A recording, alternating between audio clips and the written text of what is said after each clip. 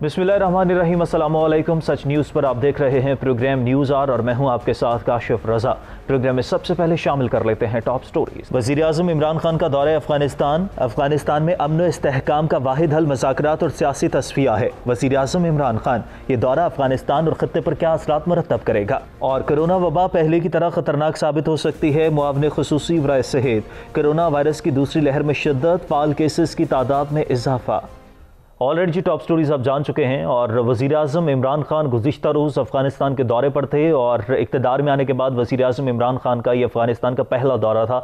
और काबुल के दौरे के दौरान सदर अशरफ गनी से उनकी मुलाकात भी हुई और वज़ीर आज़म इमरान खान ने काबुल में अफ़गान सदर अशरफ गनी के साथ मुश्तरका तौर पर प्रेस कॉन्फ्रेंस में कहा कि 50 से 60 की दहाई तक काबुल जो है वो एक तफरीही मकाम था, लोग सैर व सियाहत के लिए आते थे, लेकिन अफ़गानिस्तान में तशद्दुद के वाक़यात में इजाफा हुआ है। वज़ीर आज़म इमरान खान के इस दौरे को बहुत अहमियत का हामिल कंसीडर किया जा रहा है। और इस दौरे के बाद जो एलामिया जारी किया गया है, एलामिया के मुताबिक दोनों रहनुमाओं ने इंफ्रास्ट्रक्चर तवानाई मंसूबों में तेजी लाने और नए रेल रोड मंसूबे पर इत्तफाक किया है। इस दौरे के हवाले से हम तफसील से बात करेंगे कि वज़ीर आज़म इमरान खान ने यह दौरा किया है। इस दौरे के बाद भारत हमेशा से अफगानिस्तान की सरजमीन को पाकिस्तान के खिलाफ इस्तेमाल करता रहा है और मुश्तरका तौर पर अफगानिस्तान और भारत दोनों के ही नुकसान हुए हैं। क्या इस हवाले से कोई मुमकिन पेशरफ्त हो सकती है? और इस मुलाकात में पाक अफगान दो तरफा ताल्लुकात और अफगान अमन अमल पर भी गुफ्तगू की गई है। अफगान अमन अमल में पाकिस्तान का बड़ा अहम किरदार रहा है। अमरीकी फौज का इनखला अब जारी था, लेकिन उस दौरान अमरीकी इंतखाबात में अमरीकी सदारती इंतखाबात और सदारती इंतखाबात के बाद अब अमरीका की जो सदारत है वो जो बाइडन के पास है। जो बाइडन के हवाले से कहा जाता है कि जो बाइडन एक नरम शख्सियत के हामिल हैं। ट्रंप की पॉलिसीज़ काफ़ी एग्रेसिव थी, सख्त पॉलिसीज़ होती थी, लेकिन अब देखना ही है कि अफगानिस्तान को लेकर और अफगान अमन अमल के हवाले से जो अमरीका की पॉलिसी है, जो इंतजामी पॉलिसी है, उसमें क्या तब्दीली मुमकिन तौर पर आ सकती है, इस पर बात करेंगे। और साथ ही साथ इस पर भी बात करेंगे कि तिजारत के हवाले से मुमकिन तौर पर क्या पेशरफ्त हो सकती है, क्योंकि खान साहब वहां पर मौजूद रहे और जो खास तौर पर अफगानिस्तान में पुरतशद्दुद वाक़यात हैं, अफगानिस्तान में जो तशद्दुद का खात्मा है वो किस तरह से मुमकिन हो सकता है और अफगान अमन अमल में आगे जाकर मजीद क्या पेशरफ्त हो सकती है, इस पर हम बात करेंगे एक ब्रेक के बाद। देखते रहिए न्यूज़ आर।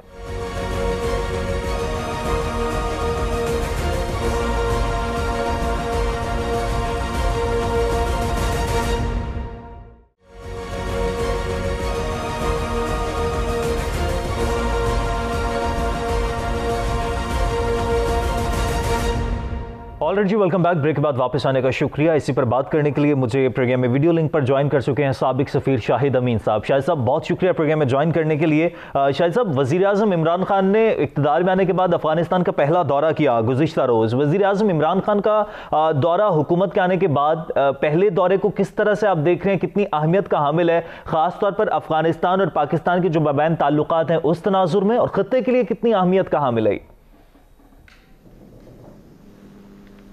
जैसे आपने कहा कि ये पहला दौरा है, उससे भी ज़ाहिर होता है कि ये इसकी बड़ी अहमियत है।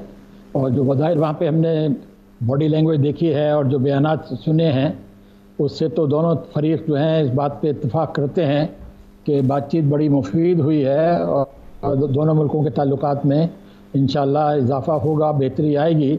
अगरचे आपको अंदाज़ा ही है कि पाकिस्तान अफ़गानिस्तान ताल्लुकात की खासी एक तवील तारीख़ है, जिसमें ज़्यादातर गलत फहमियाँ ज़्यादा रही हैं और मफाहमत हो रही है। लेकिन बहरहाल उम्मीद पे है तो इस दौरे के बाद यही समझा जाता है कि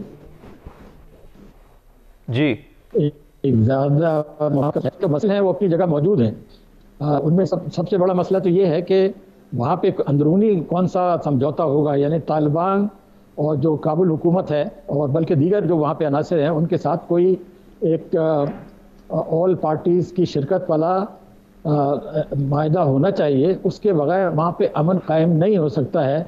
और इस सिलसिले में बज़ाहिर तो इस वक्त एक किस्म का डेडलॉक है।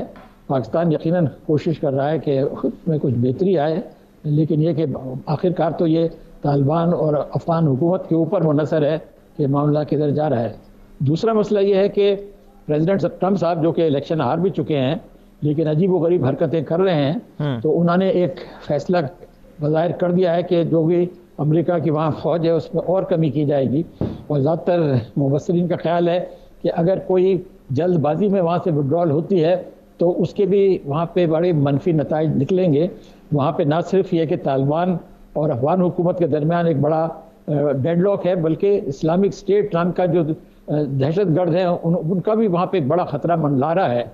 तो इसलिए सब्र की ज़रूरत है और अमेरिका की तरफ से भी ज़्यादा संजीदगी से मामले को लेना चाहिए, बल्कि जोसेफ बाइडेन जो नए सदर है उनके ऊपर ये मामला छोड़ देना चाहिए। तो शाहिद साहब, खित्ते पर इसके तो असरात होंगे, लेकिन पाकिस्तान और अफगानिस्तान के दरमियान माजी में जो बदएतमादी की एक फिजा रही है, और इस बारे में आप क्या समझते हैं, इसमें कमी आएगी, और अगर आएगी तो कैसे आएगी? क्या ये मजीद दौरे करने होंगे, उसके बाद बदएतमादी में कमी आ सकती है? चाहे दौरे करने पड़े या ना करने पड़े, बुनियादी चीज तो यही है कि जो गलतफहमियां वो दूर होनी चाहिए। और इस वक्त कुछ ना कुछ उम्मीद तो बंदी है कि जो एक माजी में जो नॉर्दर्न अलायंस था जिसके साथ पाकिस्तान के ताल्लुकात हमेशा काफ़ी तल्ख रहे हैं, तो उसके जो लीडर हैं अब्दुल पाकिस्तान में अभी आए थे और बज़ाहिर हालात बड़े अच्छे नज़र आते थे। तो अगर नॉर्दर्न अलायंस यानी कि गैर पख्तून इलाका जो है जिसमें उज़्बेक और ताजिक और हज़ारा शामिल हैं, अगर ये लोग भी जो है समझते हैं कि पाकिस्तान के साथ वो ताउन कर रहे हैं या पाकिस्तान के साथ उनको वो ताउन मिल रहा है जिसकी वो तवक्को करते हैं, तो फिर मैं समझता हूँ कि हालात में यकीनन बेहतरी आएगी। सही। तो शायद साहब, पाकिस्तान और अफगानिस्तान के मबैन बड़े अहम ताल्लुकात रहे हैं, और इन ताल्लुकात पर, अफगान अमन अमल पर और अफगानिस्तान के हवाले से जो भी मामलात हों, चाहे वो फ़ौजों का इनखला हो, चाहे वो अफगान हुकूमत हो, उस पर अमरीका का बड़ा असर व रसूख रहा है। जिस तरह से भी आप बात कर रहे थे कि अब अमरीका में इंतज़ामिया चेंज हो रही है, क्या तब्दीली आएगी तमाम तर मामलात में? कोई पॉलिसीज़ बदलेंगी अमरीका की? इशारा तो यही है कि जो बाइडेन जो हैं उनकी ज़्यादा मस्बत सोच है, और उन्होंने इस वक्त मुखालफत भी की है कि कोई जल्दबाजी में फौजों का इनखला नहीं होना चाहिए। और मेरे ख्याल में तो यकीनन कुछ ना कुछ बेहतरी आएगी, लेकिन बिलाखिर ये मसला अमेरिका का नहीं है, ये खुद अफगानों का है। जब एक तरफ तालिबान है, दूसरी तरफ नॉन तालिबान कह लीजिए जिसके अंदर अफगान हुकूमत है, बल्कि बाद और भी हल्के हैं जो चाहे हुकूमत में ना शामिल हो, इनमें मफाहमत की ज़रूरत है। पाकिस्तान ज़रूर अपना असर और रसूख इस्तेमाल कर रहा है, लेकिन देखिए बिल आखिर फैसला तो अफगानों को करना है। वो कहते हैं अंग्रेजी का मुहावरा कि you can take a horse to the water but you can not make him drink. तो हमारा रोल भी लिमिटेड है, ये समझनी चाहिए। लेकिन शायद साहब, समझना गलत होगा कि हमारे पास यकीनन हमारी कोशिश से कुछ ना कुछ बेहतरी आएगी, लेकिन बिलाखिर असल फैसला जो है अफगानों को खुद करना है। तो शायद साहब, एक तासुर ये भी दिया जाता है कि पाकिस्तान की जानिब से अफगानों के माबैन जो हम आहंगी है, जो तशद्दुद का खात्मा है, क़याम अमन के लिए जो मौसर कोशिशें हैं वो पाकिस्तान की तरफ से की जा रही हैं। कोशिश भी हो रही है कि ये हालात बेहतर हो जाएं, लेकिन ये जो तासुर दिया जाता है कि अफगानिस्तान की जानिब से इन कोशिशों का रद्द-ए-अमल जो है वो महल नज़र है, क्या ये तासुर दुरुस्त है या गलत है?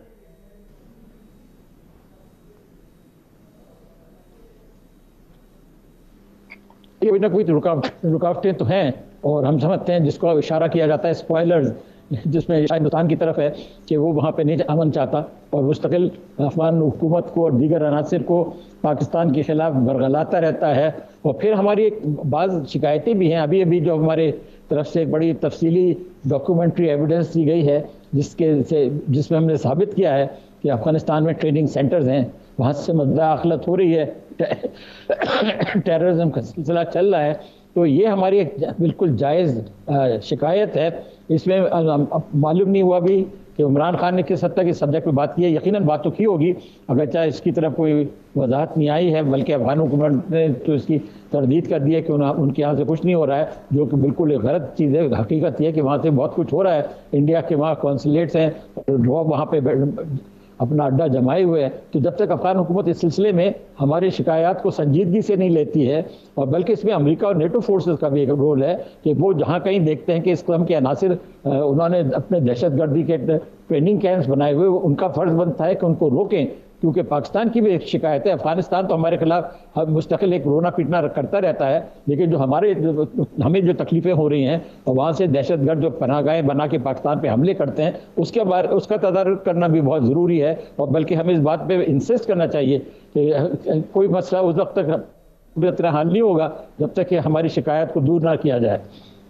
सही शाहिद साहब, लेकिन एक चीज़ तो वाज़ेह है कि ये जो जितने भी सरजमीन इस्तेमाल होती है, दहशतगर्दी के वाक़यात होते हैं, अभी आपने जिस तरह से डॉक्यूमेंट्री का भी जिक्र किया, इसमें नुकसानात तो मुश्तरका तौर पर हैं, सिर्फ पाकिस्तान के नहीं अफगानिस्तान के भी नुकसानात होते हैं। और यकीनी तौर पर खान साहब की इस हवाले से बात तो हुई होगी, लेकिन अफगानिस्तान में जो तशद्दुद है इसका खात्मा मुमकिन किस तरह से है? देखिए, बुनियादी तौर पर जो ये मसला जो है अफगानों को खुद हल करना है। एक तरफ तालिबान है जिनका फौजी तौर पर असर रसूख बढ़ता जा रहा है, बल्कि वो ऑन दी ऑफेंसिव नज़र आते हैं। दूसरी तरफ अफगान हुकूमत है, क्या कहा जाता है कि उनको बड़े अमेरिका ने ट्रेनिंग करके उनकी बड़ी मदद की है, लेकिन आपने देखा था जब सोवियत गवर्नमेंट गई थी तो उसके बाद वो ट्रेनिंग जो थी कोई कामयाब नहीं हुई थी, और फिर वहाँ पे डिजर्शन है फ़ौज में, और क्या क्या उनकी कमज़ोरियाँ हैं। लेकिन इन एनी केस वो एक फ़रीक है, उनको नज़रअंदाज भी नहीं किया जा सकता। तो तालिबान को भी समझदारी का कम से कम कुछ मुजाहरा करना चाहिए कि काबुल हुकूमत की हर बात को ठुकराएं मत, और उसको इस तरीके से रद्द ना कर दें कि आप अमेरिका के पिट्ठू हैं। ये कुछ किस्म की बातें जो हैं उससे मामला बढ़ेगा, बेहतरी की तरफ नहीं जाएगा। हमारा असर रसूख जो कुछ भी है उसको इस्तेमाल भी होना चाहिए, और मैं समझता हूँ कि नेटो फोर्सेस अमेरिका की भी बड़ी रिस्पॉन्सिबिलिटी है, बल्कि एक लिहाज से रूस, चीन, ईरान, इनका भी एक रोल बनता है। अगर सारे मुल्क मुश्तरका तौर पर कोशिश करें तो मैं समझता हूँ कुछ ना कुछ हल निकल आएगा। सही शाहिद साहब, अगर हम तिजारत की बात करें तो तिजारत का एक अहम पहलू यह है कि इंडिया बहुत गंदी साजिशें करता है, खासतौर पर पाकिस्तान को नुकसान पहुंचाने के लिए। खान साहब के इस दौरे के दौरान इस हवाले से भी कोई अहम पेशरफ्त हो सकती है? देखिए ना, बावजूद हिंदुस्तान की कोशिशों के हकीकत ये है कि पाकिस्तान जो है अफ़गानिस्तान की ट्रेड में बहुत उसका मस्बत रोल है।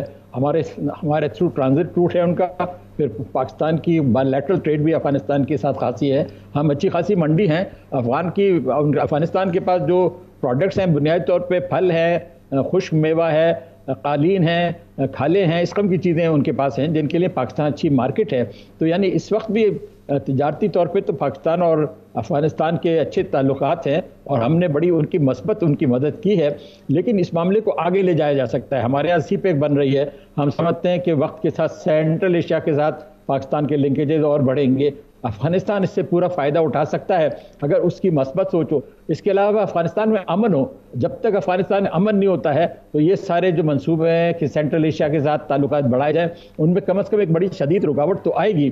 तो इसलिए एक लिहाज से वक्त के साथ अगर समझदारी दिखाई जाए, अफ़गानिस्तान का अपना फ़ायदा भी है कि सीपेक कामयाब हो, बजाय इसके कि वो शाह अपना जो कौन सा बंदर है उसका रूट अख्तियार करने की कोशिश कर रहे हैं। तो अगर अफ़गानिस्तान पूरी तरह पाकिस्तान के साथ ताउन करे तो मैं समझता हूँ कि इक़्तिसादी तौर पे बड़े इम्कानात हैं, और दोनों मुल्कों की खुशहाली के लिए ये बड़ा अहम साबित होगा। ठीक है, दोनों मुल्कों की खुशहाली के लिए दौरा बड़ा अहम है। बहुत शुक्रिया। शाहिद अमीन साहब साबिक सफ़ीर हमारे साथ वीडियो लिंक प्रोग्राम में मौजूद थे और बात कर रहे थे कि जो माजी की बदएतमादी है उसके ख़ात्मे में मदद मिल सकती है, और एक दौरा क्या मज़ीद दौरे भी करने पड़े तो ये बदएतमादी का खात्मा होना चाहिए। और ख़ास तौर पर अफ़गानिस्तान की सरजमीन पाकिस्तान के लिए इस्तेमाल होती रही है, इस हवाले से पाकिस्तान डॉक्यूमेंट्री में बाकायदा तौर पर वाज़ेह भी कर चुका है, और भारत को बड़ा स्ट्रॉन्ग मैसेज जाता है, क्योंकि जो भी दहशत गर्दाना कार्रवाइयाँ होती हैं, जो भी पुरतशद्दुद कार्रवाइयाँ होती हैं, उसका सिर्फ पाकिस्तान को या सिर्फ अफगानिस्तान को नहीं बल्कि पाकिस्तान और अफगानिस्तान को मुश्तरका तौर पर नुकसान पहुंचता है, और इसका हल सिर्फ अफगान हुकूमत के पास है, अफगानियों के पास है। वही इस हवाले से अगर मौसर इकदाम करें तो इसका खात्मा हो सकता है। और कहीं ना कहीं जो अमरीकी फौजों का इनखला है, अब अमरीकी इंतजामिया तब्दील हो रही है, तो बाइडन की पॉलिसी, कहा यह जाता है कि बाइडन जो है वो नरम शख्सियत के मालिक हैं, तो पॉलिसी में तब्दीली आ सकती है। लेकिन पाकिस्तान का हमेशा से अहम किरदार रहा है और पाकिस्तान का आगे भी अहम किरदार रहेगा, और खासतौर पर तजारत के हवाले से जो भारत साजिश करता है पाकिस्तान को खासतौर पर नुकसान पहुंचाने की, तो उस हवाले से भी इकदाम करना होंगे। और कहीं ना कहीं वज़ीर आज़म इमरान खान की अफगान हुकूमत से इस हवाले से भी बात हुई होगी। यहाँ पर ब्रेक लेते हैं, ब्रेक के बाद वापस आएंगे। वापस आने के बाद बात करेंगे कि पाकिस्तान में कोरोना की दूसरी लहर शिद्दत इख्तियार करती जा रही है, लेकिन हमें SOPs पर अमल दरामद होता कहीं नजर नहीं आता। इस पर हम बात करेंगे एक ब्रेक के बाद। देखते रहिए न्यूज़ आवर।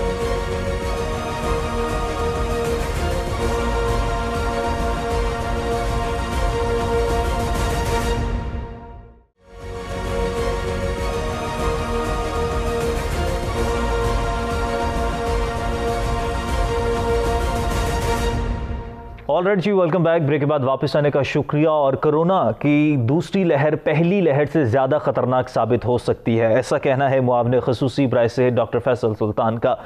कोरोना के केसेस में हर गुजरते दिन के साथ इजाफा होता जा रहा है। अभी जो आज के आदाद-ओ-शुमार उनके मुताबिक पिछले 24 घंटों में जो डेथ रेशो आई है वो टोटल जो है केसेस जो सामने आए हैं वो 2738 है और डेथ रेशो 36 है। पिछले 24 घंटे में 36 अमवात हुई हैं कोरोना की वजह से। और पिछले 24 घंटे में जो टेस्ट किए गए हैं वो 42,909 टेस्ट किए गए और टोटल अब तक जो टेस्ट किए जा चुके हैं वो 5,98,291 है। और अगर हम तमाम सूबों की बात करें तो पहले नंबर पर सिंध है, दूसरे नंबर पर पंजाब है, उसके बाद दीगर सूबे हैं जहां पर केसेस में इजाफा होता जा रहा है। पंजाब में हम देखते हैं कि लाहौर में दीगर इलाकों को सील भी किया गया है, लॉकडाउन भी किया जा रहा है और इस्लामाबाद में भी यही सूरत हाल है, कराची में, सिंध में भी यही सूरत हाल है कि इलाकों को लॉकडाउन किया जा रहा है। लेकिन सवाल यह पैदा होता है कि अब हमें जैसे पहले कोरोना की लहर आई थी तो बाहर अवाम में लोग SOPs पर अमल दरामद करते भी दिखाई देते थे, मास्क का इस्तेमाल करते भी दिखाई देते थे, रवैयों में भी एहतियात बरती जा रही थी, लेकिन अब वो सिचुएशन नजर नहीं आ रही। तो क्या कोरोना की लहर उतनी शदीद नहीं है या लोग इसको बहुत ज्यादा फॉर ग्रांटेड ले रहे हैं या हुकूमती सतह पर हुकूमती जो अराकीन हैं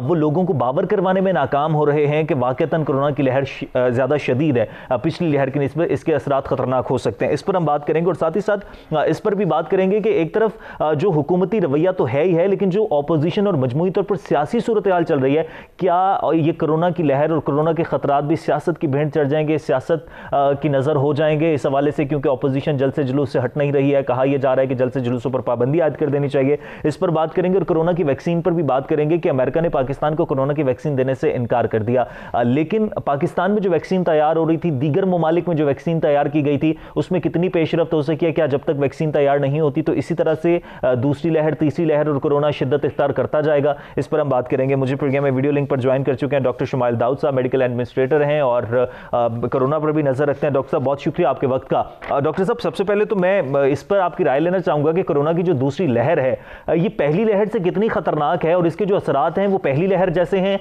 या उससे ज्यादा शदीद हैं या उतने खतरनाक नहीं हैं? जी, बहुत शुक्रिया। सबसे पहले तो अगर हम देखें इस वक्त जो एज ऑफ टुडे जो अभी आपने अपने आदाद व शुमार का जिक्र किया, वो डेफिनेटली जब हम पीक पे पहली लहर की पीक पे थे उससे तो अभी हम पीछे हैं, लेकिन जो इसका यानी फैलाव है वो जिस तेज़ी से बढ़ रहा है वो एक ख़तरे की घंटी है, बहुत रैपिडली बढ़ रहा है। तो ये तमाम लोगों का, ये एक्सपर्ट्स का जो हुकूमत के या मुख्तलिफ जो आदाद व शुमार को देख रहे हैं वो अंदाज़ा लगा रहे हैं कि अगर इसको रोका ना गया तो ये पिछली वाली लहर से जो केसेस हैं वो कहीं ज़्यादा ना बढ़ जाएं। दूसरी बात ये कि इंटरनेशनली ये जितने भी इसके एक्सपर्ट्स हैं वो जेनेटिक इसकी जो म्यूटेशंस हैं उनको देख चुके हैं और वो ये इस चीज़ को बावर करा चुके हैं, सारी दुनिया की रिसर्च सामने आ चुकी है कि जो इस वक्त की जो इसके अंदर म्यूटेशन आई है वो इसकी फैलाव की और इसकी जो वजह बन रही है उसके पीछे उसके स्ट्रक्चर में तब्दीली आ चुकी है। और ये वायरस जो स्ट्रक्चरली तब्दील हुआ है हमारे मुल्क में भी, वो वायरस सिरायत कर गया है और वो फैला हुआ है और उसकी वजह से ज़्यादा एग्रेसिवली फैल रहा है। उसके साथ साथ जो दवाइयाँ पहले भी इस्तेमाल हो रही थी इसको रोकने में या इसकी डिले करने में, इसके फैलाव के, या जब इसके असरात किसी के ऊपर आते हैं तो उनके ऊपर भी असरात भी कम हो रहे हैं, यानी सेंसिटिविटी जो है वो उन दवाइयों के ख़िलाफ़ जो है इस वायरस की वो उसमें रेजिस्टेंस दिखाई दे रही है। इस वजह से ये तमाम लोगों का ओपिनियन है वर्ल्ड ओवर कि शायद ये पिछले वाले वायरस की जो फैलाव थी पहली लहर के मुकाबले में ये लहर जो है ज़्यादा ख़तरनाक हो सकती है। इसलिए हुकूमत को और आवाम को समझना ज़रूरी है कि इसको सीरियसली लें, इसको उस तरीके से एक बैक सीट अप्रोच के साथ या रिलैक्स्ड अप्रोच से जो इस वक्त बन गया है माहौल, उसके तहत उसकी वजह से ज़्यादा नुकसान होने का ख़तरा है। सही। तो डॉक्टर साहब, पहले जब कोरोना आया था तो उस वक्त कहा जाता था मुख्तलिफ तरीक़े इलाज थे कि किस तरह से इलाज करना है, कुछ मेडिसिन्स भी रिकमेंड की गई थी, अमेरिका की तरफ से कुछ रिकमेंडेशंस भी आई, दीगर ममालिक रिकमेंड करते रहे कि इन अद्वियात के इस्तेमाल से कोरोना पर कहीं ना कहीं काबू पाया जा सकता है, कोरोना के जरासीम को जो है जर्म्स को ख़त्म किया जा सकता है। वैक्सीन तक ही क्या बात है? जब तक वैक्सीन ईजाद नहीं होती तब तक क्या कोरोना का कोई इलाज नहीं होगा? वैक्सीन टाइम टेकिंग प्रोसेस होता है, लेकिन इस पर पेशरफ्त कितनी हो सकी है पाकिस्तान में भी और दीगर ममालिक में भी? देखिए, वैक्सीन तो एक टोटली एक डिफरेंट चीज़ है। वैक्सीन का सारा दारोमदार इस चीज़ पे है कि तमाम लोगों को वैक्सीन लगेगी और वो वायरस से बचाव उनको हासिल होगा, उनकी जो क़ुव्वत मुदाफ़त वो पैदा हो जाएगी। अब इस वक्त जो यहाँ पे सिचुएशन है, ये जिस तरह अभी हम बात कर रहे हैं, ये तो सिचुएशन ये है कि केसेस बढ़ रहे हैं, रैपिडली बढ़ रहे हैं, और इसका बढ़ावा अगर हम देखें सितंबर से अक्टूबर और अक्टूबर से अब नवंबर के अंदर इतनी तेज़ी आई है कि मतलब 3 फोल्ड 4 फोल्ड जो है वो बढ़ा है। और पिछले 15 दिन में जो अभी आज तो खैर अब 20 तारीख होगी, जो पहले 15 दिन थे इसके अंदर जो पिछले महीने के अंदर जितने केसेस थे वो 15 दिन के अंदर वो उनका बढ़ावा था, और अभी मज़ीद आज जैसे 2700 से ज़्यादा हैं, इसी तरह तो ये बढ़ता जा रहा है। और ये लग रहा है कि ये लगभग इस महीने के आखिर में या दिसंबर के शुरू में ये शायद 3000 की भी हद को क्रॉस कर जाएगा। और इसकी वजह ये है कि हम इसको रोक नहीं रहे। अब जो दवाइयों के बारे में बात है, तो पूरी दुनिया में बहुत सी दवाइयों के तजर्बात भी किए गए, बहुत से उसके बारे में यानी कि पहले राय उनके फेवर में थी कुछ दवाइयों की, बाद में उनके अगेंस्ट आई, तो बहुत ज़्यादा एक कन्फ्यूजन भी क्रिएट हुई है और कोई हतमी फ़ैसला नहीं किया जा सकता कि कौन सी दवाई कारगर होती है। इस वक्त भी पाकिस्तान में या इंटरनेशनली भी मुख्तलिफ दवाइयों का इस्तेमाल हो रहा है, और उसके ऊपर यानी कि बेस्ट जो एस्टिमेट या बेस्ट जो साइंटिस्ट हैं वो अपने आदाद व शुमार के मुताबिक बेस्ट जो ऑप्शंस हैं वो इस्तेमाल कर रहे हैं, लेकिन कोई भी फाइनल नहीं है। यानी कि मज़ीद नई से नई रिसर्च आ रही है, और वही दवाइयाँ जो पहले कारगर कह रहे थे, बाद में अब उनके बारे में शुबहात भी आए, चाहे वो हाइड्रोक्सीक्लोरोक्विन हो, चाहे वो रेमडेसिविर हो, तमाम इस किस्म की। लेकिन इन हालात में वैक्सीन एक वो वाहिद चीज़ होगी आने वाले वक्त में, जिसकी अब तैयारी हम देख रहे हैं कि बहुत सी मुख्तलिफ दुनिया की अमरीका या यूरोप में कुछ ममालिक हैं, जिस तरह यूके के ऑक्सफोर्ड के ताल्लुक़ के साथ एस्ट्राजेनेका, और इसी तरह रशिया और अब चाइना, तो ये तमाम एक तगोदो में लगे हुए हैं और बहुत सी वैक्सीन्स के बड़े अच्छे रिज़ल्ट्स आ रहे हैं। पाकिस्तान में भी इसकी यहाँ इस्लामाबाद में और कराची में इसके जो ट्रायल्स हैं वो जारी हैं। हम उम्मीद कर रहे हैं कि पाकिस्तान की हुकूमत ने, जिस तरह प्राइम मिनिस्टर ने और कैबिनेट ने भी कहा है कि वो ख़रीदने की कोशिश कर रहे हैं और इन कंपनीज के साथ वो कोशिश कर रहे हैं, तो वो उम्मीद है कि उससे कुछ ना कुछ आने वाले वक्त में बचत होगी। लेकिन इन हालात में अभी इस वैक्सीन की अदम मौजूदगी में बचाव का हल यही है कि हम इसको रोकने की कोशिश करें, जो हमारे पास इस वक्त तरीक़ेकार मौजूद है। अच्छा डॉक्टर साहब, मुख्तलिफ किस्म की पाबंदियाँ लगाई जा रही हैं गवर्नमेंट की तरफ से। अगर हम सिर्फ शादी ब्याह की तकरीबात की ही अगर बात कर लें, तो शादी ब्याह की तकरीबात को मंसूब कर दिया गया है, मशरूत कर दिया गया है इस तरीके से कि अगर आप आउटडोर तकरीबात करते हैं तो फिर आप कर सकते हैं, लेकिन इनडोर तकरीबात नहीं हो सकती। आउटडोर इंडोर में क्या डिफरेंस आएगा? क्योंकि लोगों की तादाद तो है, गैदरिंग तो उसी तरह से होगी, मेल मिलाप भी वैसे ही होगा, तो शादी हॉल्स को बंद कर देना, सिर्फ आउटडोर की इजाज़त दे देना क्या सोल्यूशन का हल है? मुकम्मल तौर पर या तो बंद कर देना चाहिए था या फिर इजाज़त दे दी जाती। देखें, इस वक्त जो आपने अपनी एक्सप्लेनेशन शुरू में दी, असल में हुकूमत को थोड़ा एग्रेसिवली इसको हैंडल करना पड़ेगा, जिस तरह पहली लहर के दौरान किया था। अगर नहीं करेंगे तो ये जो ऊपर की तरफ को ट्रेंड जा रहा है, ये ख़तरनाक ट्रेंड की तरफ तब्दील हो जाएगा। ऑलरेडी हो गया है, लेकिन ये इसको रोक नहीं सकते। इसको इस तरह के जिसे कहते हैं कि वीक डिसीजंस के साथ कि जी हम थोड़ा सा इसको बंद कर देते हैं, थोड़ा सा उसको बंद कर देते हैं, तो वो हो सकता है कि उसका असर नहीं आएगा, क्योंकि इसको हमें मालूम है कि 15 दिन 14 दिन या 3 हफ्ते लग जाते हैं। जब पहले वाला जो अभी आज जो रिज़ल्ट आ रहा है, ये पिछली वाली लापरवाही है जिसका रिज़ल्ट आ रहा है, और आज भी अगर ये लापरवाही जारी रहेगी तो ये केसेस में इजाफा होता रहेगा। आपकी बात बिल्कुल सही है कि अगर हम बाहर 300 लोगों को इजाज़त देते हैं इकट्ठा होने की, तो जब वो लोग आएंगे तो हजूम बनेगा। ऐसी तमाम जगह जहाँ पर हजूम बन रहा हो, बेशक उन्होंने मास्क पहने हो, लेकिन वो लोग इकट्ठे हो रहे हैं, वहाँ चांसेस बढ़ जाते हैं। इसीलिए सारी दुनिया में बहुत सी जगहों पे अगर देखा जाए तो rule of 6, rule of 8, rule of 10, और कई जगहों पे सिर्फ 25 से ज़्यादा लोग इकट्ठे नहीं हो सकते। बहुत से ममालिक में, यूरोप में उन्होंने ऐसे किया है। तो 300 तो बहुत बड़ी तादाद है। भरकैफ इसमें कोई शक नहीं कि इनडोर कोई भी अगर तकरीब हो या जहाँ हजूम हो या लोग इकट्ठे हों, तो वहाँ वेंटिलेशन जो है वो आड़े आती है और वहाँ ज़्यादा फैल सकते हैं केसेस।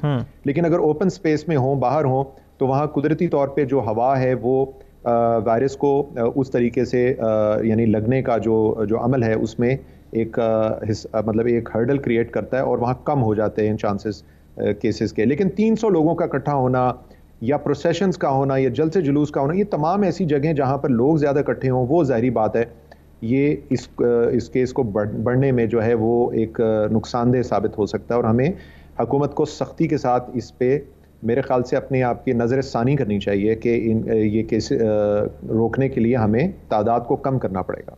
सही। डॉक्टर साहब, पिछली बार जब कोरोना की लहर शिद्दत इख्तियार कर गई थी तो हमारे हेल्थ सेक्टर के हवाले से कहा जाता था कि हमारा जो हेल्थ सिस्टम है वो काफ़ी फ्रेजाइल है। इस दौरान में क्या हमारा हेल्थ सिस्टम बेहतर हुआ है कुछ? खुदा ना खास्ता अगर कोरोना शिद्दत इख्तियार कर जाता है तो क्या हमारे हॉस्पिटल्स इतनी अफोर्डेबिलिटी रखते हैं? क्या इतनी वहाँ पर स्टैंडर्डाइजेशन है कि कोरोना के साथ निपटा जा सके, या पिछली बार की तरह की सूरत हाल हो जाएगी? देखें, बात यह कि इंफ्रास्ट्रक्चर में कोई वाज़ेह तब्दीली तो नहीं आई। हुकूमत ने डेफिनेटली अपने बेड्स में इजाफा किया, कुछ वेंटिलेटर्स ख़रीदे, प्राइवेट सेक्टर वहीं का वहीं है, उसमें कोई ख़ास तब्दीली नहीं है। हाँ, ये ज़रूर है कि जो डॉक्टर्स हैं या जो टेक्निकल स्टाफ है वो ज़्यादा अवेयर हो गया है कि कौन सी दवाइयाँ हैं, कौन सी चीज़ें हैं, किस तरह एहतियात करने हैं, तो उस तरह से वो ज़्यादा प्रिपेयर्ड हैं उस लिहाज से। लेकिन अगर हम इंफ्रास्ट्रक्चर के हिसाब से देखें, क्या बेड कैपेसिटी में इजाफा हो गया, क्या वेंटिलेटर्स के अंदर इजाफा हो गया, तो मेरी नॉलेज में ऐसा नहीं है कि कोई ऐसा खातिर ख्वाह इजाफा हुआ है। ज़ाहिरी बात है, अगर ये जब हम पीक पे आए थे तो 5-5.5 हज़ार के करीब केसेस थे उस वक्त एक दिन में। अगर ये उस हद तक जाता है या उससे ऊपर जाता है तो फिर दोबारा से हम मुश्किल का सामना होगा। अभी ऑलरेडी इस्लामाबाद, रावलपिंडी के एरिया के हद तक तो मैं ये कह सकता हूँ कि अपनी पीक पे पहुँचे हुए हैं, और ख़ुद हम डॉक्टर्स और मुख्तलिफ लोग जो हैं वो बेड्स की अरेंज करने की कोशिश करें। अल्लाह करे कि ये रुक जाए, लेकिन रोकने का अमल सिर्फ उस सूरत में ही होगा जब हुकूमत या तमाम जो कारिंदे, चाहे अपोजिशन के हों, चाहे मुख्तलिफ इदारों के हों, वो ऐसे जो मौक़े हैं जहाँ लोग इकट्ठे हो रहे हैं उससे इज्तनाब करें, और लोगों को लीडर्स जो हैं वो अपना रोल अदा करते हुए लोगों को इसके ऊपर लीड करें बाय एग्ज़ाम्पल, और समझाएं कि ये कोई मतलब इसको सीरियसली लें और इसको मजाक में ना टालें। जस्ट बिकॉज कि आप जो हैं सेफ़ हैं, इसका मतलब ये नहीं है आपके इर्द गिर्द किसी भी और जानने वाले को ये लाहक हो सकती है बीमारी। तो डॉक्टर साहब, हमारी टेस्टिंग कैपेसिटी क्या बड़ी है? क्योंकि पहले जो लहर आई थी तब कहा जाता जी टेस्टिंग कैपेसिटी कम है, इस वजह से कम केसेस रिपोर्ट हो रहे हैं। क्या हमारी टेस्टिंग कैपेसिटी कुछ बेहतर हुई है, और टेस्टिंग का तरीकाकार वही है या तरीकाकार भी कुछ तब्दील हुआ है? देखिए, टेस्टिंग की कैपेसिटी हमारी इन्हांस हुई है जब से शुरू हुआ था, पहले ही जो लहर आई थी। अब हमारे पास जो यानी कि इस वक्त ये है कि हम 1 लाख टेस्ट कर सकते हैं, लेकिन आपने देखा आज भी 42 हज़ार के करीब टेस्ट किए। हम अगर देखें तो बाकी दुनिया के मुकाबले में हम अभी भी पूरी आबादी के तनासब से 5 मिलियन या 5.2 मिलियन के करीब जो हमने टेस्ट किए हैं वो 2.2% हैं। हमारे मुकाबले में अगर हम फहरिस्त में देखें दुनिया में, तो मुल्कों ने 10%, 50%, कुछ ने 100% तक भी अपनी आबादी के तनासब से किए हैं। लेकिन हम अगर कम अज़ कम भी रोज़ाना के लाख टेस्ट करने के काबिल हैं तो हमें करने चाहिए। उसका फ़ायदा ये होगा कि हम आइडेंटिफाई कर पाएंगे वो इलाके जहाँ पर ज़्यादा केसेस हैं, और उनको फिर हम, अगर हमने पूरे मुल्क को लॉकडाउन नहीं करना तो कम अज़ कम उन इलाकों को आइडेंटिफाई करें। अभी हमारा पूरा निज़ाम इस चीज़ पे रिलाई कर रहा है कि कोई शख्स बीमार हो, सिम्टम्स शो करे, वो जाके टेस्ट कराए, और फिर वहाँ के इलाके में कि जी शोर मचे कि जी यहाँ पे 10 केस हैं, यहाँ 15 केस हैं, तो इसको बंद करें। इसकी बजाय हमें हुकूमत को प्रोएक्टिवली आगे बढ़ना चाहिए, NCOC को और पब्लिक हेल्थ के जो लोग हैं, ताकि वो खुद आइडेंटिफाई करके प्रोएक्टिवली उन एरियाज़ को आइडेंटिफाई करें। और ये जो हमारे पास जो जगह है कि 42 की बजाय हम लाख टेस्ट रोज़ करें, तो इससे फिर हम आइडेंटिफाई करके उनको रोकें। ठीक है, बहुत शुक्रिया। डॉक्टर शुमाइल दाऊद साहब मेरे साथ मौजूद थे, मेडिकल एडमिनिस्ट्रेटर हैं। कोरोना पर बात कर रहे थे कि हुकूमत को एग्रेसिवली जो है वो एक्शन लेने की ज़रूरत है, कुछ चीज़ों को बंद कर देना, कुछ इकदाम कर लेना, इससे चीज़ें हल नहीं होंगी। और आवाम को भी चाहिए कि वो कोरोना की दूसरी लहर को बेहतर तरीके से अंडरस्टैंड करते हुए, उसकी शिद्दत को अंडरस्टैंड करते हुए एहतियाती तदाबीर पर अमल दरामद करें, और हुकूमती सतह पर मज़ीद इकदाम करने की ज़रूरत है। क्योंकि फ़िलहाल वैक्सीन जब तक नहीं आ जाती, कोई इलाज दरियाफ्त नहीं हो जाता, तब तक एहतियात ही कोरोना का इलाज है। आज के प्रोग्राम से इजाज़त दीजिए, अल्लाह ने के बाद।